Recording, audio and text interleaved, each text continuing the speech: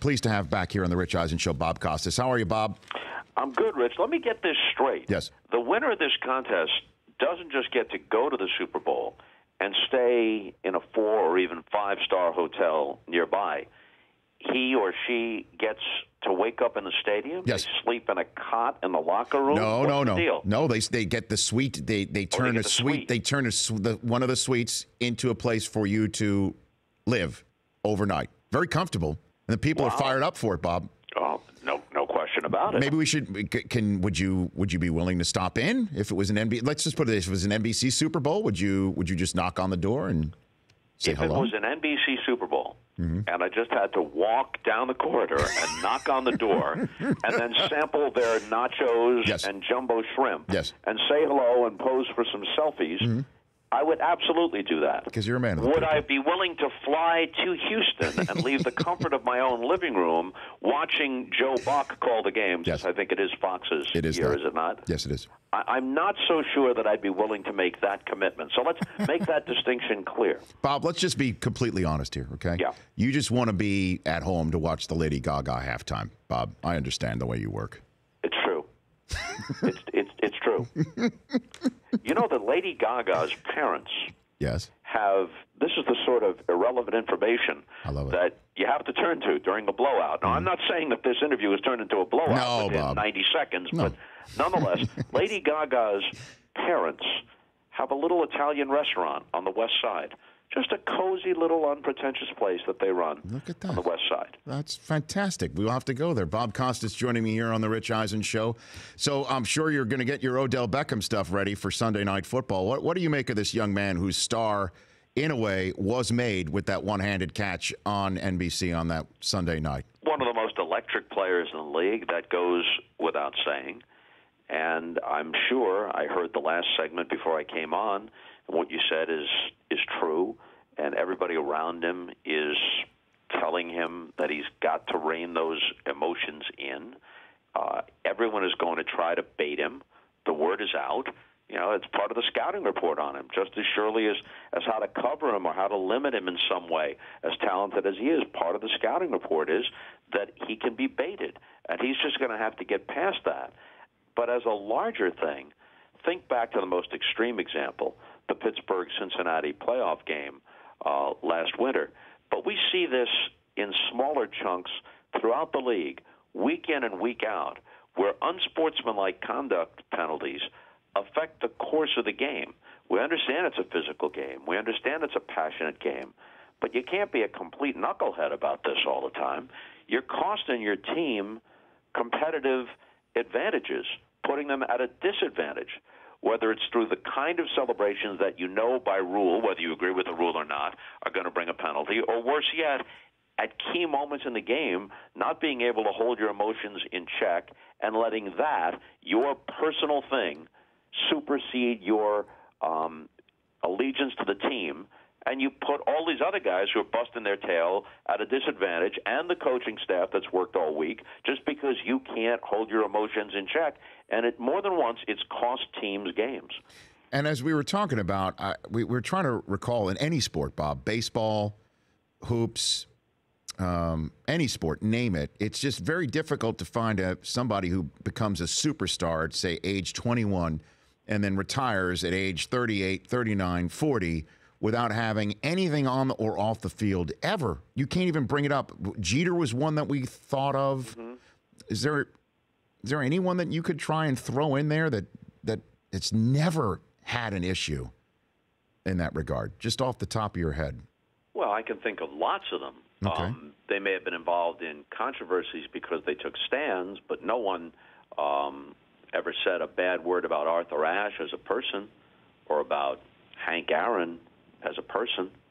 Obviously, we learn more about off-the-field incidents today because the nature of the media is different. Arnold Palmer is being eulogized literally as we speak, and he was universally beloved. I imagine if you dug and dug, you could find some quote that somebody wishes they had back, but by and large, wouldn't you like to have lived the kind of life that Jack Nicklaus led of professional excellence and personal grace? And there are so many more examples you could give.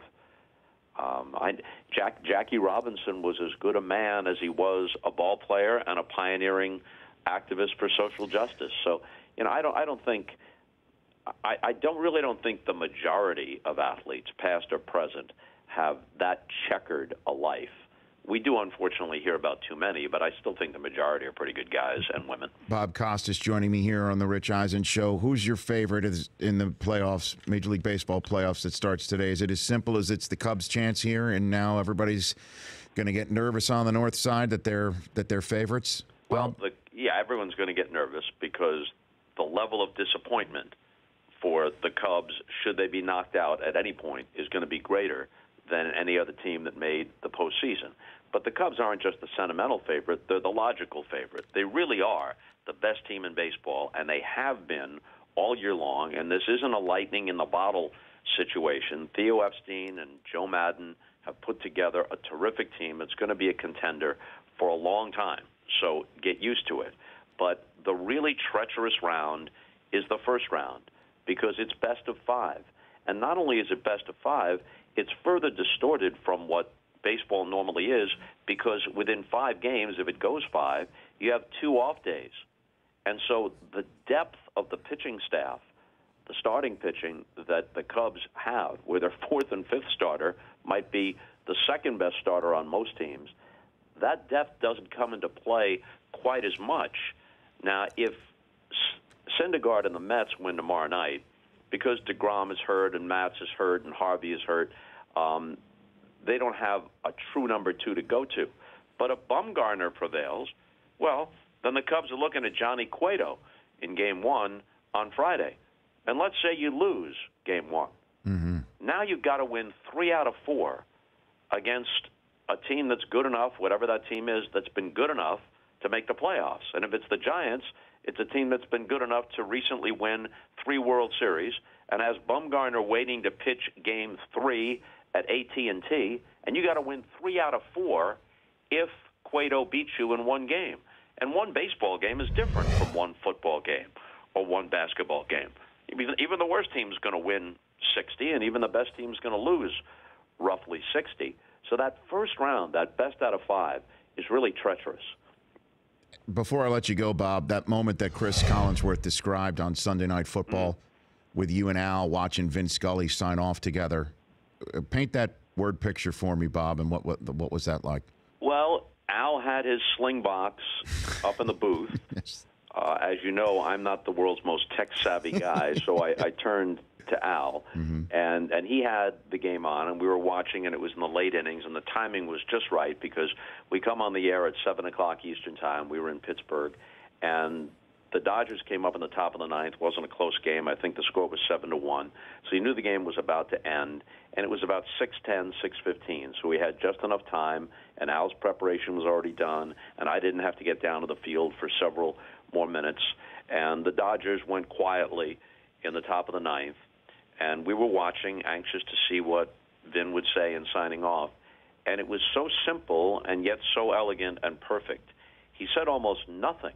As the game ended, he noted that the Giants had won the wild card and a celebration was ongoing in San Francisco, and then he said something to the effect of,